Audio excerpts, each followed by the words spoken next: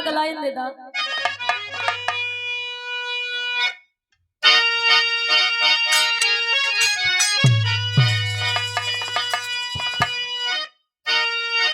कहे के बाद तो जंग कुरुक्षेत्र का जीते पांडव बलि, अरे शान सम्मान से सब गरजने लगे। हो गए राजा धर्मराज हस्तिनापुर, और 14 सिक्के बाजे बजने लगे। यश्वमेघ का यश कर यश्व छोड़ा गया, तब धर्मराज से जाकर अर्जुन कहे, अरे दिग्विजय पाकर निश्चय ही आएंगे हम, कोई साथ हमारे रहे ना रहे।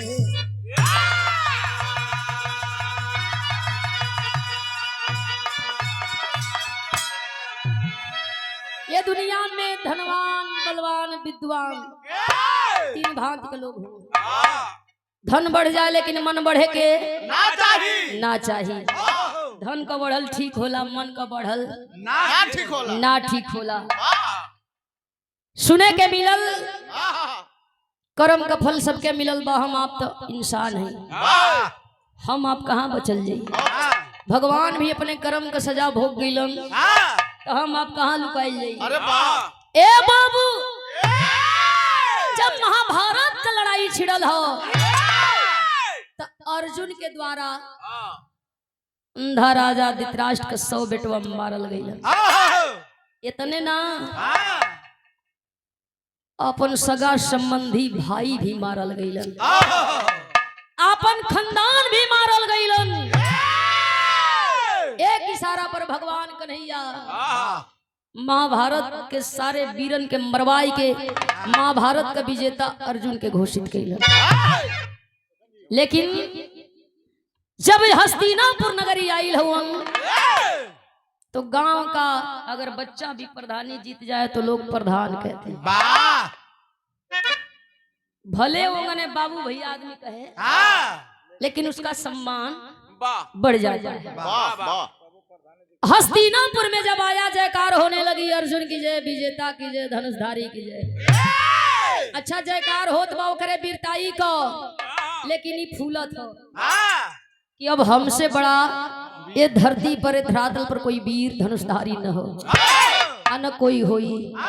कुछ दिन बीतल, कुछ पल बीतल, कुछ समय बीतल। इस समय कैला से एगो घोड़ा छोड़ल अर्जुन, अभी जहाँ जाए जहरे जाए अजमावे। अरे मनैयन के ठेहुनियावे, रगड़ के चले, धकिया के चले। मनई घूम के ताकत का ताकत हुआ बजबा आवा। अच्छा जे समझदार वो हाथ जोड़े चल जाए, ये भी सत्य है। वे घड़ा बजे जो खाली हो, भरल घड़ा कबो बजत ना। ऊंच कोठी बनौले मनई का विचार ऊंच हो जा, तो कोठी ना खोपवे ऊंच बनाए। ढेर भूसा धरा तुमने, लेकिन ऊंच कोठी बनौले मनई का ऊंच विचार न होला। ए बाबू, हस्तिनापुर से चल दिहलन भगवान कन्हैया रथ पर बैठल सवार, रथवान रथा के लगलन। चलत चलत वो घोड़ा चलल कहाँ भैया भाव बा अभी नाम ले लो बाबू, खाली चाहत मन।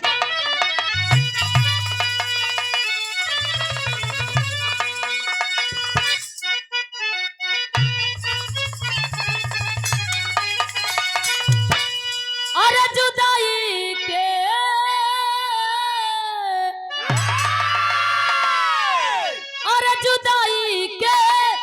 जोरी रोज रोज पीला।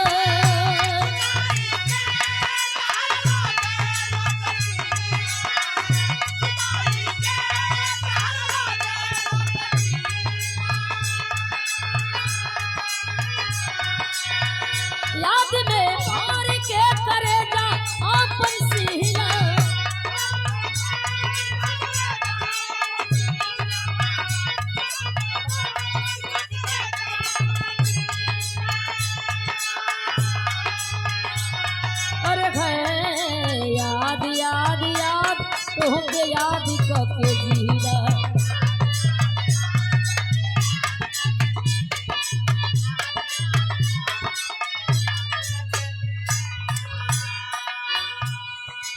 आन पर जान गंवाए वह मर्द होता है, चाहे वो सीमा पर लड़ने वाला हो चाहे अखाड़ा में लड़ने वाला हो। रणभूमि की लड़ाई और गद्दा रजाई की लड़ाई बरोबर है समझिए भैया। इनसे मिला मिला वाह, लेकिन दोनों लड़ाई में अंतर बा। कैसे? आन पर जान देना, आन पर जान फिर देने से ना डरते हैं।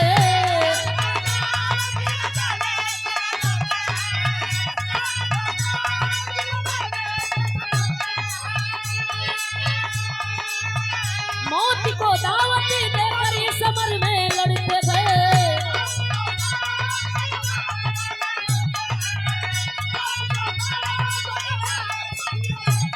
अरे है आह आह आह कभी आह तक ना करते गए।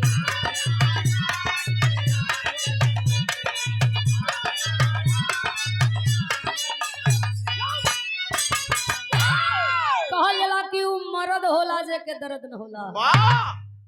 या त मरिहन या त मरा जइहन, ई मर्दे का पहचान होला। पीठ दिखा के भागे वाला के लोग कायर कहेला, बुजदिल कहेला, और सामने से लड़े वाला जेके लोग वीर कहेला, जेकर इतिहास लिखल जाला, जेकर कहानी अमर होले, जेकर कीर्ति अमर होले, वह वीर होते हैं जिनका ड्यूटी फर्ज होता है और मौत दुल्हन होती है। कहानी की शुरुआत में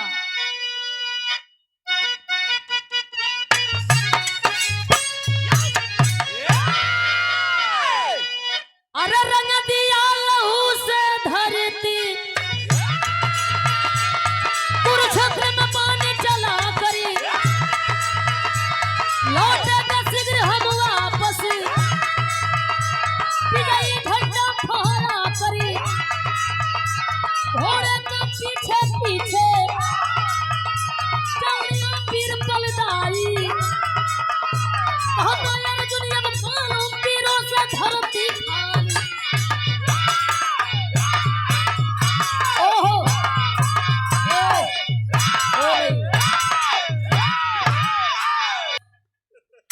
सोच गईला अर्जुन की हमारी जैसन कोई धनुषधारी वीर धरातल नहीं, यानी मर्दन से वीरन से ही धरती खाली। ऐसनो चैलेंज न करे के चाहिए। ए बाबू आगे आगे घोड़ा पीछे पीछे, अर्जुन भगवान का नहीं रथा कथवन। घोड़वा पहुंचल कहाँ? कंचनपुर नगरी।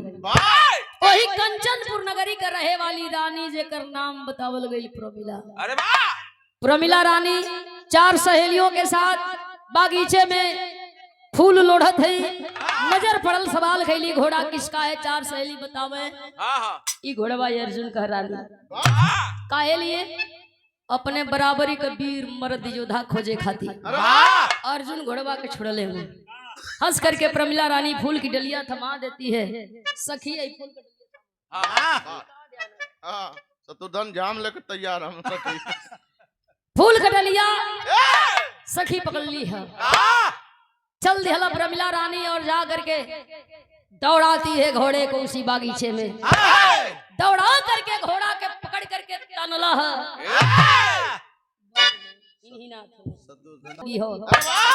जब पकड़ करके लगाम खिंचला है, उठाए के दोनों घोड़ा अपन गोड़ जोर लगाओ था हिनहिनाथ। इहो करे का मौका मिलल है का? वाह वाह, घोड़ावा रहे उस समय फूंकत रहे।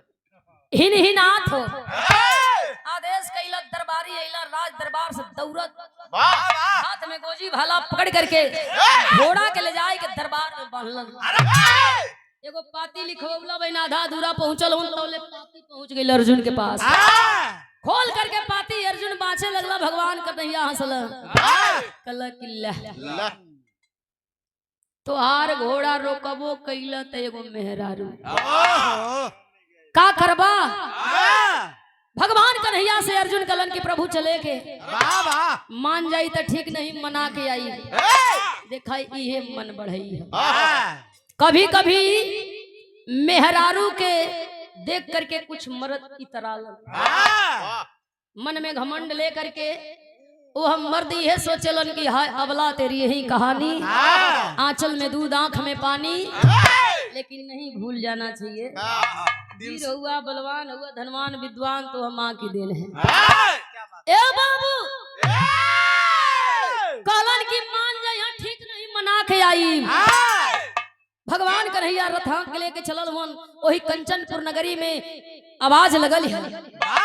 आकर के प्रमिला रानी सामने खड़ी भइल, बड़ी लज्जा हो पर्दा हो, घोड़ा जरूर रोकले हो, हाथ जोड़ के खड़ी भइल। आदेश कलन हम हस्तिनापुर के अर्जुन महाभारत का विजेता धनुषधारी हाई कला भगवान कन्हैया, हाई भगवान कन्हैया कला काहे चिया था। अरे वाह ये मत ड्राइवर हो ड्राइवर तो सुगैला सुते ये हाँ कैला रथिया। प्रमिला रानी कला की बहुत बहुत धन्यवाद। आदेश कैला कला घोड़वा लिया हुआ दे दा। प्रमिला रानी कला की हे बलवान हे विद्वान आपकी वीरता का मैं सम्मान करती हूँ, हस्तिनापुर का वीरन का सम्मान हो, लेकिन एक घोड़ा न मिली एक काम करे के हुई। जैसे आपका नियम कानून बनावल गई हल जे घोड़ा रोकी उसे लड़ब ठीक वैसे ही आपके निभावे के हो। आपका घोड़ा रोका गई बना गई अब आपके लड़े के अपन घोड़ा मर्दन खानी लेके जाएगी। अर्जुन कहलन कि वो वीर कौन जौन घोड़ा रखल कल आँख होके तो देखा तोरे सामने खड़ा ही वीर न वीरांगना नाम हमारा हो प्रमिला, यही कंचनपुर का रानी है। हंसला ठठाई के प्रमिला के आगे। अरे वाह कल की हमें तो लगल कि गलत फहमी है लेकिन यहाँ तो सही हो गई। मेहरारू रोक दियालस कलन आप नारी और सम्मान करत ही घोड़वा लिया वा दे दा हम जाई बात का बतंगड़ मंत बनावा। छोटी मुंह की भूल बहुत बड़ी जख्म दिले। वह प्रमिला रानी शर्त के मुताबिक अलग घोड़वा न मिली, मर्दे हुआ पनीदार हुआ पानी हो तो हमसे लड़ा और लड़के हमें हरा के आ घोड़वा लेके चल जा। अरे तोरे कोने बातें कमी, तोरे पल्ले अस्त्र शस्त्र बोल सब हो। अरे भगवान तोरे संग में हुआ काहे कटे रात हुआ तकला भगवान कन्हैया की ओर इशारा कैला कि का मौगात हुआ मेहरारू हो के ललकारत हिया ना जाइता। अरे मर्दे तोहरे जगह हम होती उठा के धनुष मार चढ़ा के मरती, मर्दन खानी घोड़ा लेके जैती। कल जब आप कही दिहला तल्ला देखा हम हूँ बक्सब चढ़ावत हूँ चढ़ जा अब पुतलुखिया चढ़ाई के गोड़ खिंचला का काम खाली हिला दा खाली झकझोर दा। फिर खुदे 5 मिनट की बाद कहे लगे रे सारे 10 रुपये हम कबले झुलेबे उतार दे। ए बाबू वो प्रमिला रानी कला की आवाज लड़ा हमसे, धनुष बाण लेकर के रणभूमि में उतर गई। प्रमिला रानी सामने खड़ी, अर्जुन एगो बात कहलन, सोचलन कि एके हम बतिये से मना ले। का कहे भैया गीत लगल है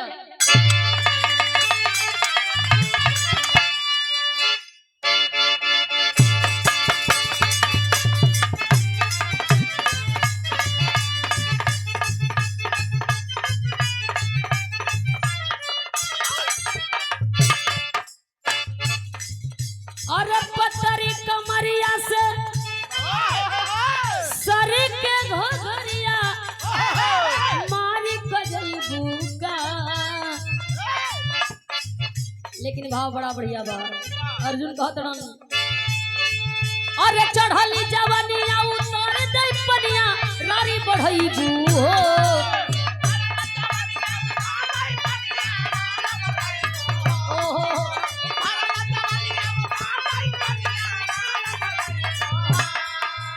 चढ़ली जब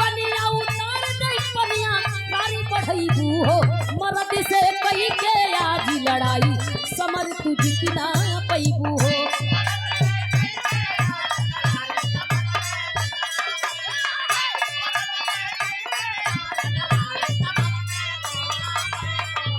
अरे यहाँ जड़ा छेद नहीं फूल का सजरिया, भागी जा भवनमा गो बचाइला सुनरिया।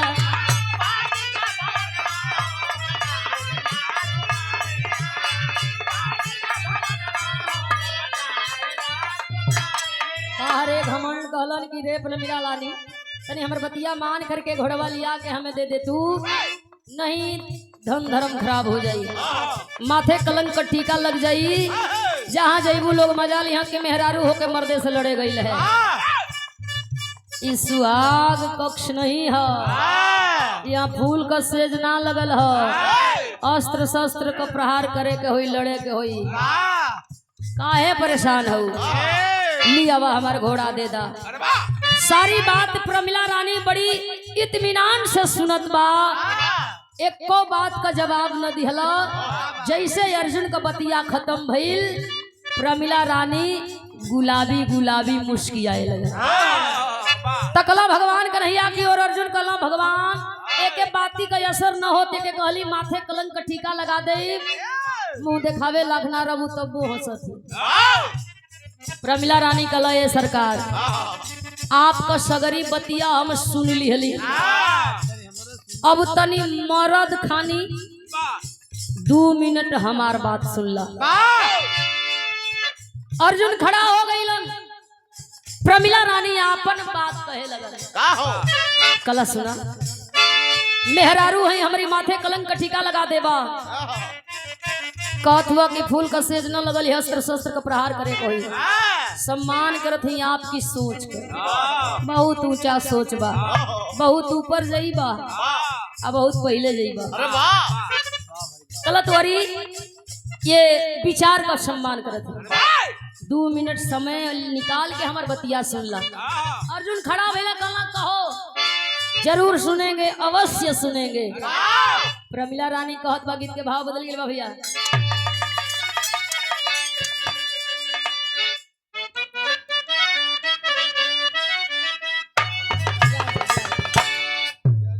बड़ी पुरान गीत है।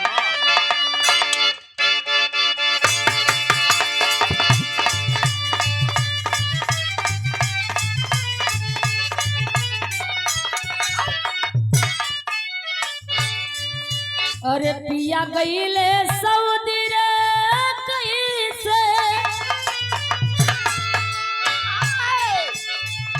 पिया गईले सऊदी कैसे, कावरी उठाई बुरे भौजी।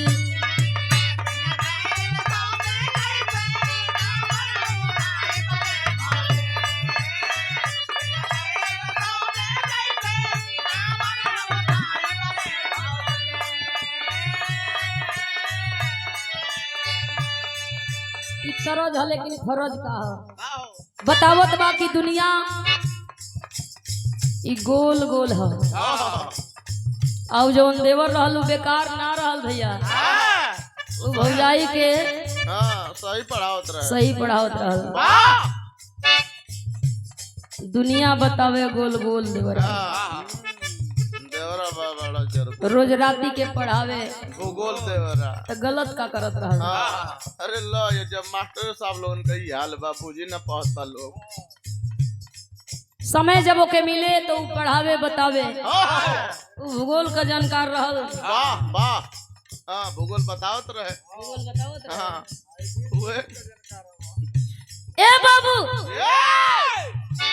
प्रमिला रानी कहे लगल कि सुना सुना सुना, यही धरती पर बड़े बड़े वीर अइलो, समय की आगे हार गइल, और कम भी लग सकत का।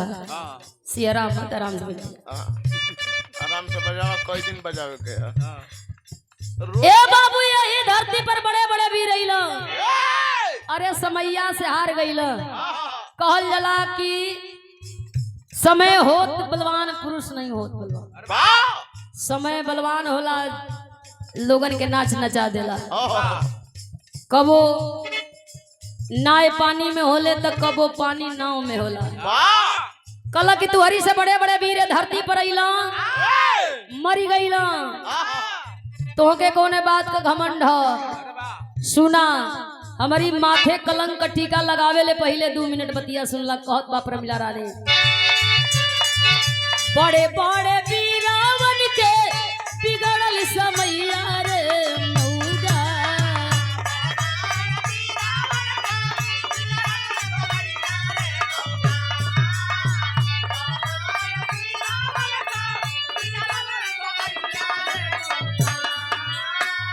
बड़े बड़े वीरावन के बिगड़ल समैया रे मौगा मौगा रे आपन बखाने वीरा तैयार मौगा।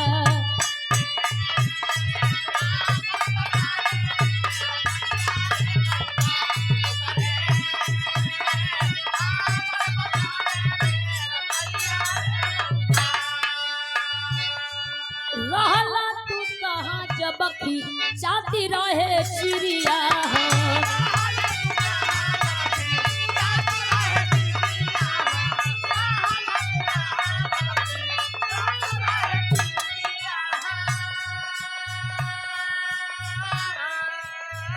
कहाँ मारा दाना गिबी राटीपुर नगरिया हो।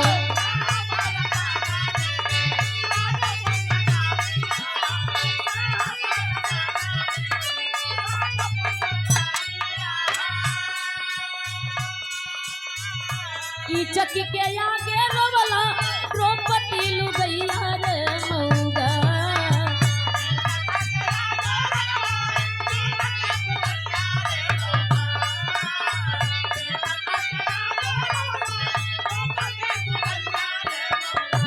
मौगा रे आपन बखाने भीरा तैयार मौगा।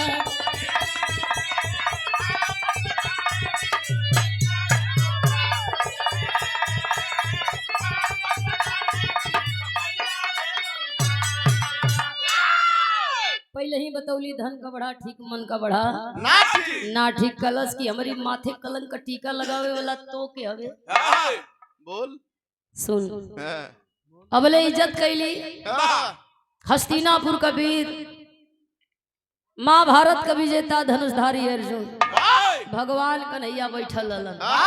लेकिन अब तनी हमार बात सुना तू ही अर्जुन हुआ तोहरे मेहरारू पंचाली द्रौपदी हो जवने का 5 मर्द हुआ उहे पंचाली द्रौपदी जब सभा में ओकर छारी खिंचाए लगल हाथ जोड़ के रोवे 5 मर्द एक आगे न गईल जेकर 5 मर्द हो भैया इज्जत का भीख मांगे रोवे लानत बा धिक्कार बा तेरी वीरताई को की कहला कि तोहार वीरताई वही दिन कहाँ गईल है जहिया पंचाली द्रौपदी सभा में रोवत रहल इज्जत का भीख मांगत रहल 5 मर्द में एक ना गईला सुने में आवेला एगो तुहार भाई हो जीवना में करे बाद से प्रमिला रानी अर्जुन से सवाल कैला कहला कि सुना तो के वीर तमंती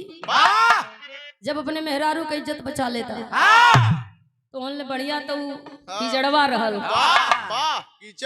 जवन दौड़ के गई इज्जत बचावे लेकिन लात लगते गिर गई।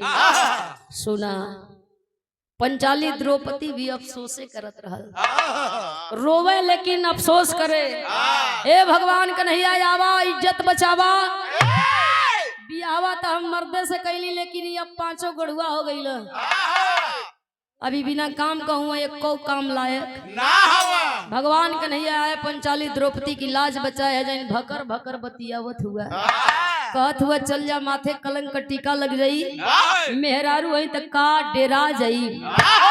सुना तेरी के भाव लगल हो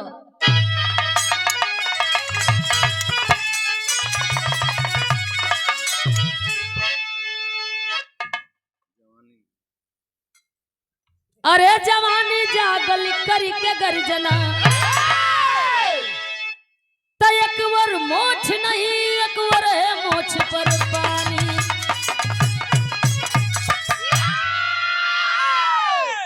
एक और मोच नहीं, एक और है मोच पर पानी।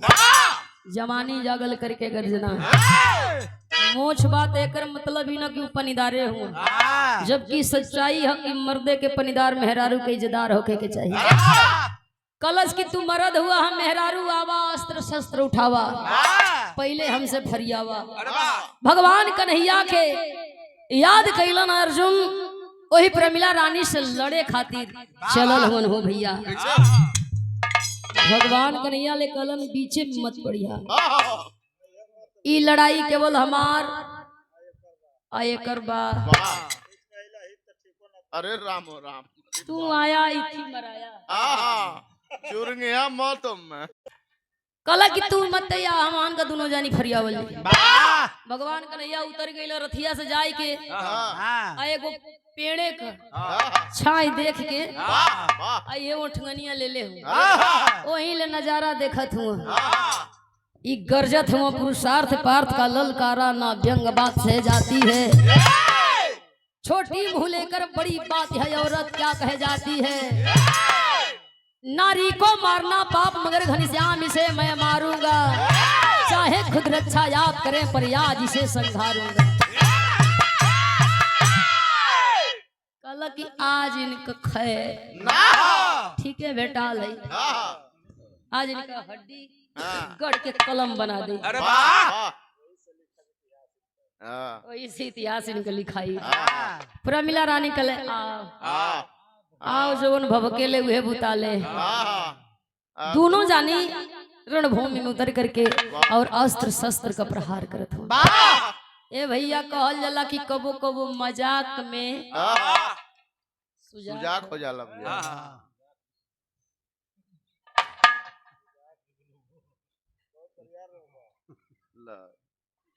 राई का पर्वत भी हो जाला। बात ना बतियो नहीं भैया। ये दोनों जानी लड़त हो, लेकिन भगवान कन्हैया देखत हो बात सीरियस हो जाता, यानी बात बिगड़े वाली है। भगवान कन्हैया सोचत हो कि अच्छा जब ही कही देला कि तू बीच में मत आया तो हमके कौन गरज बा, कौन हमार दाल गलत है, यहाँ चना का दाल बनौले ही बैठल हुए इत्मीनान से देखत हो दोनों जानी लड़त हुआ। धनुष पर बाण चढ़ाई के सन सन एक दूसरे के ऊपर प्रहार करते। भाव भैया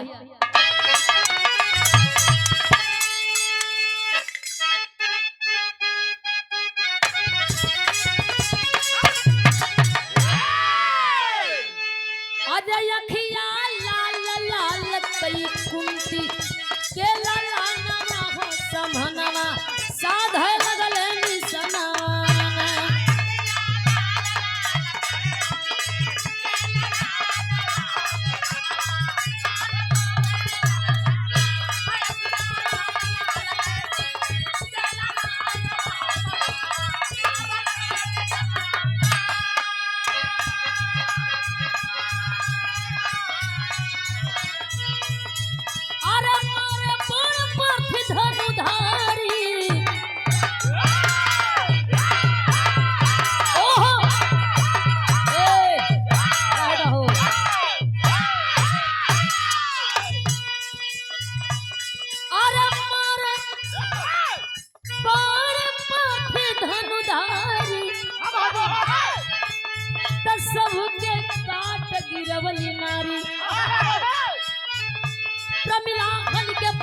जब मारी मूर्छित भइले पार्थ धनुधारी, सेना समेत गिरले धरती, परि जवानवा हो जलनवा ए लगले निसनवा।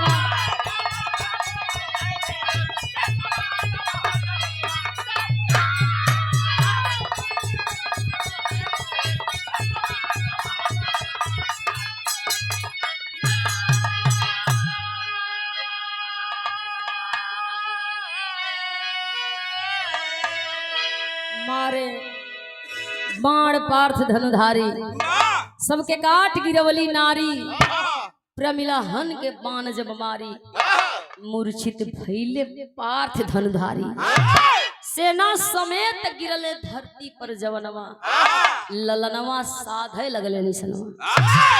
सन सन बाण चलावे बिन डर क, ई तब परकल वो कहल जाला कि हरकल मानो तब परकल ना मानो। सोचला कि जैसे महाभारत का लड़ाई लड़ल भगवान इशारा कैला मरनी धाय धाय धाय धाय आई मेहरारू का बनाई बिगाड़ी सन सन बाण चलावो थुआ प्रमिला रानी बचे बाण काटे गिरावे सोच गई ये हम मानेगा हो तो बहुत दोगला है मानेगा नहीं एक मनावे के होई हम सोचले कि समझ जाई लेकिन इस समझे वाला ना हो ए भैया प्रमिला रानी धनुष पर बाण चढ़ा करके मंत्र का साधन करती है चलौला बाण लेकिन अर्जुन के मारे खाती ना केवल अर्जुन के बतावे खाती कि तोहरे ऐसा हजारों अर्जुन नहीं है हमर कुछ न बिगड़ी एहसास हो जाए इनको हमारी शक्ति का और क्षमा मांग कर चले जाए इनका भी सम्मान रह जाएगा और हमारा भी धनुष पर बाण चढ़ा करके मंत्र का साधन कैला मरला जमीन में बाण तेज का ध्वनि भई गर्जना भई बिजली कड़के लगल बादल गरजे लगल डगमग डगमग धरती हिल रहल बे जितनी देवी देवता हुआ सब परेशान की कोई है शक्ति जो बिगड़ गई किसी शक्ति को किसी ने छेड़ा है सब लोग परेशान हैरान हाथ जोड़ के त्रा इमाम के याचना फरियाद करो थो लेकिन ये काहे माने सगरी अस्त्र शस्त्र खत्म फिर भी मानत ना सोचा था कि भगवान कन्हैया का दिया गया एक बाण बचा है भगवान कन्हैया बताए थे सामने वाला दुश्मन को जब परास्त न कर पाना तो यह बाण का प्रहार करना अभी कहाँ जाई मारे का कसम ले ले मारब भगवान कन्हैया का दिया गया बाण अर्जुन धनुष पर धारण कैला और याद करते हुए वो बाण का प्रहार कर प्रमिला रानी के मारल चाहत भाव कैसे पापड़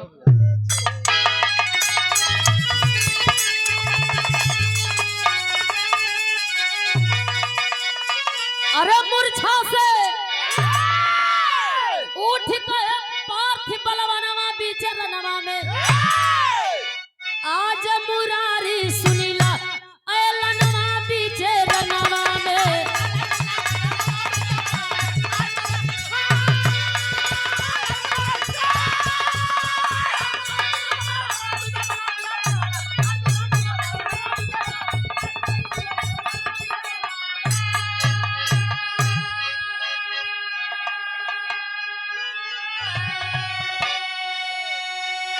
और जग में कोई बचा न सकता इस नारी की जान हो मोहन अस्त्र को साध निशाना मारे पार्थिव बलवान हो चलो नाग सब फुकर तो बनवा बिचरनवा में अघसली काट के बनवा तब मयनवा बिचरनवा में भगवान कन्हैया का बाण धनुष पर चढ़ाई के मंत्र के साधन कही के मरलन अर्जुन गनगन गनगन बाण चलल नाचत नाक साफ पुकारता हुआ प्रमिला रानी देखत बरे बाप रे बाप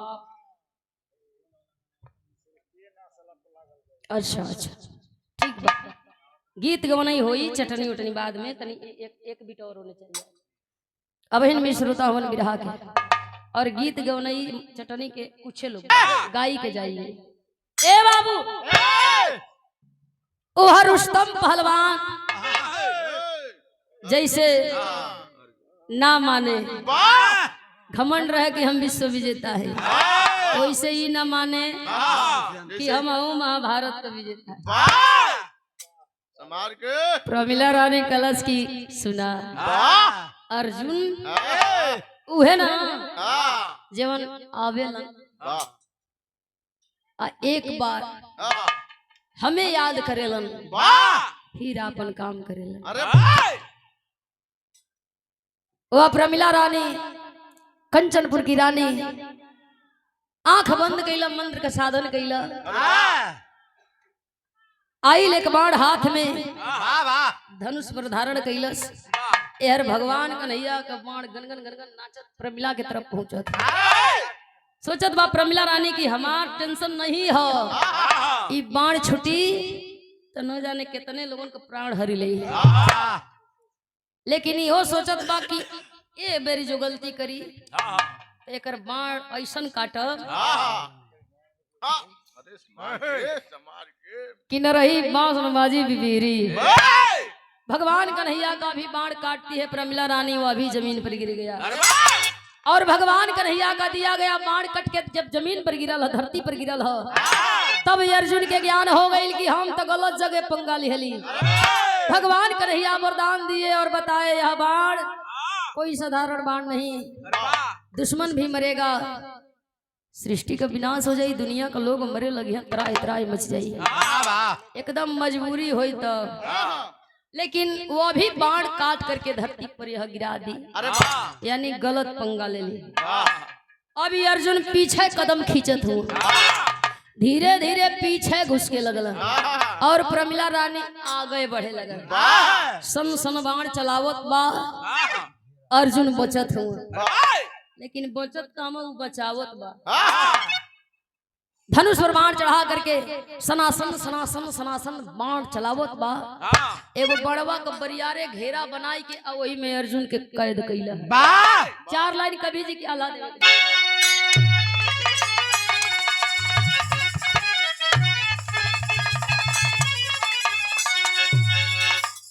वह बात बतानी जरूरी जो किताब में पढ़ाई गई।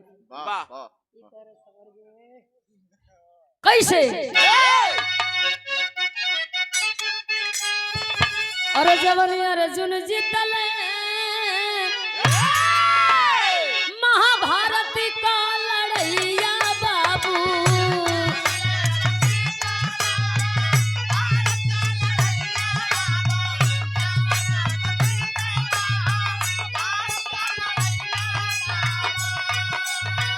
कर्ण द्रोणाचार्य जैसन वीरवन के मार,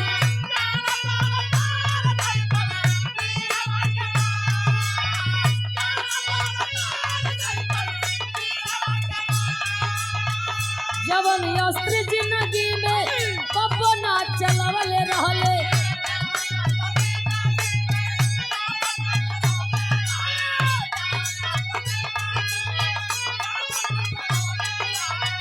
शंका रहल की मिट्टी जाई संसार।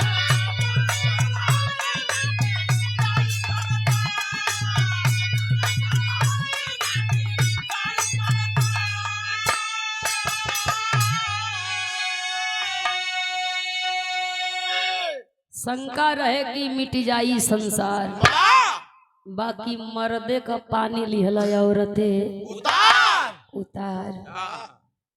सनासन सनासन बाण चला करके बाण के घेरा में घेर लेती है, पहुंचल तान के धनुष बाण खड़ी भई, कला भाग भाग भाग भाग कौले घिसनी मरबे भाग। गनगन गनगन अर्जुन कांपत हुआ, भागे तो कैसे भागे, बुद्धि काम ना करत है। घूम के पीछे में तकला, अब तो भगवानों का नैया ना लगता। काले रलन की यही मत हमारे बीच में कुछ कहिया मत, मेहरारू का बहु जल्दी चीर इज्जत बचावे लई, हाँ बचैया मत। अब जब घूम के तकला भगवान का नैया कहीं ना लौकत हुआ, तब इनकर जो न फटत। अब मने मने सोचे कि आज मौत हमार करीब है। भगवान कन्हैया रहला जवन हमके बचा सकत रहला, उनहु के हम मना कर देली, ललकार देली, उनहु के पानी वानी देख देली, चल गई। जान हमार बची तो कैसे बची। सोचत हुआ एक बार भगवान कन्हैया की याद करी, जैसे पंचाली द्रौपदी की थी। अरे वाह, आंख बंद हो, सामने मौत, लेकिन भगवान कन्हैया के याद करत हो। कलम मुरारी आवा, पानी बचावा, मेरा रू मार दई, अपन घिसनी मारवावत है आवा और आकर के हमार सम्मान बचावा। समझ ना पौली हमें बतावा। भगवान कन्हैया के जब याद कैला है अर्जुन गनगन गनगन कांपत हुअन, पैर जमीन पर रुकत न। प्रमिला रानी कलग याद कला जे के याद करे के, वैसे भी तुम्हारा आखिरी ख्वाहिश हम पूरा करम। कोनो गर्भवती ना हो तो छोड़ा दे। ना ना ना ना ना बचबा। बुलावा जेके बुलावे की याद करा, याद कैला भगवान कन्हैया आ गईल। जब भगवान कन्हैया आइला हाँ तो अर्जुन की अगुआ अपने खड़ा हो गईला। अब पीछवा अर्जुन के कैला, ए बाबू हाथ जोड़ करके भगवान वही प्रमिला रानी से विनती करत का कहत हुआ,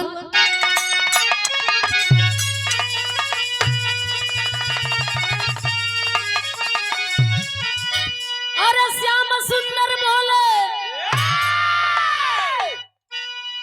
सुने में आवेला कोई गाली देला तो जीभ कटेला। कटा गइल का लगे तो टुन्नू भैया गया कैसे। अरे श्याम सुंदर बोले बिचरना में ना तब पारी ना पैबा बलवना जगनवा में ना।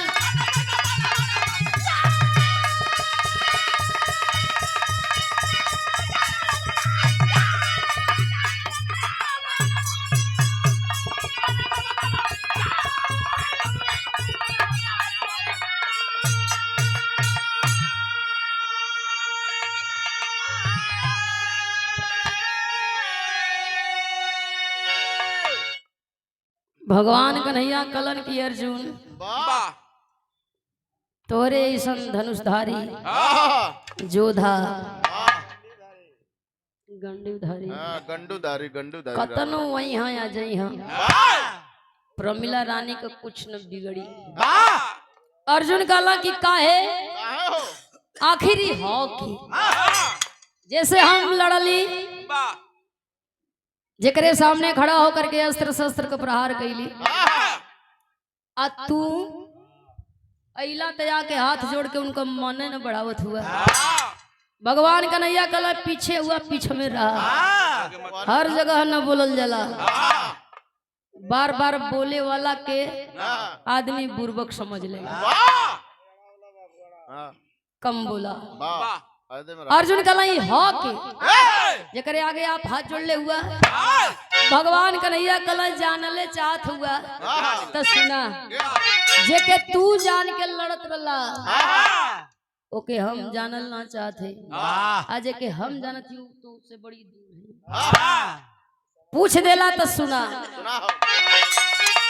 प्रमिला है चंडिका रूप कैसे कोई करी लड़ाई, तेरी करामत है अर्जुन तू मांगी ला माफी जाई, नहीं तो चली जाई गए पराना जगनवा में ना। याद शक्ति भवानी चंडिका रूपी अवतार ई दुर्गा आई जैसे तू लड़त हुआ। आज जब इतनी बात सुनलन हाँ गनगन गनगन कांपत है हूँ। भगवान कन्हैया के हटवला कल तो पहले ना बतावे के यही तो चढ़ा के मारवा दे, पहले ना बतावे के। भगवान कन्हैया के हटाई के गईला, हथवा जोड़ के खड़ा भइला,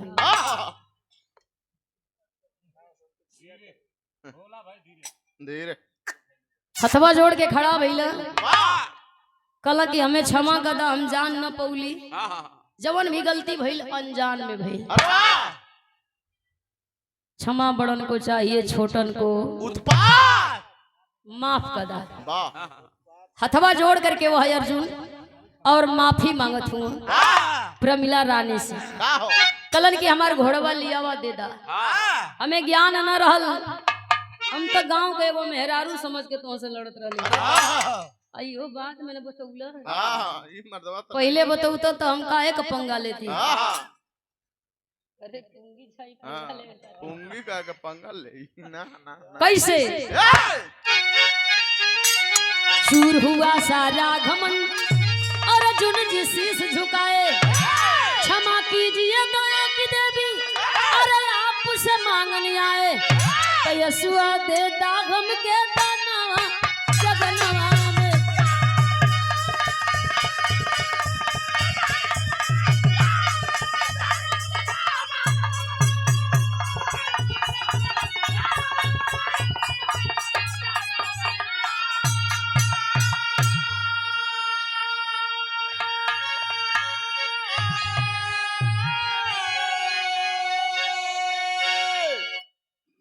चिंता सबसे बड़ रोग। वाह वाह। केले का चिंता बैठल है। हाँ। अरे बस में भाड़ा के जब कही दिले हुआ कि रखले रहिए तो रखले सूत लेवे के चाहत वाला। अरे सूत ला तेलवा मिल जाई। भगवान कन्हैया और अर्जुन दोनों जानी हाथ जोड़लन। कलन की क्षमा करा, गुस्सा को शांत कर, धनुष बाण नीचे गिरवली, कली की जा तो है ज्ञान हो गई अपने वीरता का, अपने बलवान भैला का, बहादुर भैला का जवन चेतावनी रहल, जवन रगर रगर के चलता ओकर सम्मान हम करत ही। बाकी सुना मर्द की मर्दानगी के ललकारल ठीक न हो। समय बलवान हो, आप वीर है, सम्मान करती हूँ, लेकिन वीर से लड़ा यही के ना वही के घोड़ा आपने छोड़ दिया, जो घोड़ा को रोकेगा हम लड़ेंगे, इसीलिए हम आपकी घोड़ा को रोके। और मुझे आना हुआ इसलिए कि आपको घमंड हो गया था, जितना बल बुद्धि ना उससे कहीं दुगुना घमंड, और केवल आपका घमंड चूर करना था, बाकी कुछ नहीं। अर्जुन के ज्ञान भइल, सही लोग कहेला कि जहाँ हम वहाँ हम नहीं, जे घमंड कई ओकर विनाश हो गई, विनाश हो गई। बात समझ में आ गई। अर्जुन हाथ जोड़ल, आज के बाद ये बात का हम के कबो घमंडे न रही कि हमारी जैसन वीर धरती पर ना हो, लेकिन जे ललकारी उसे हाथ मिलाई, कल इहे सही है। चल दिहलन घोड़ा के लेके और जा करके अर्जुन हस्तिनापुर में भी सबके बतौलन, धन हो जाए लेकिन मन को बढ़ाना नहीं चाहिए, नहीं चाहिए दिल दुखाना किसी का। आखिरी भाव हो,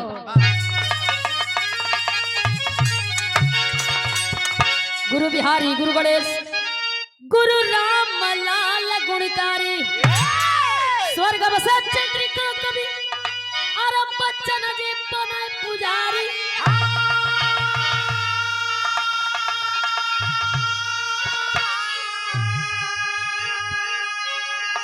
अरे जवानी जागल करके गर्जना, मीनाक्षी रमा कवि का रक्षक भोले।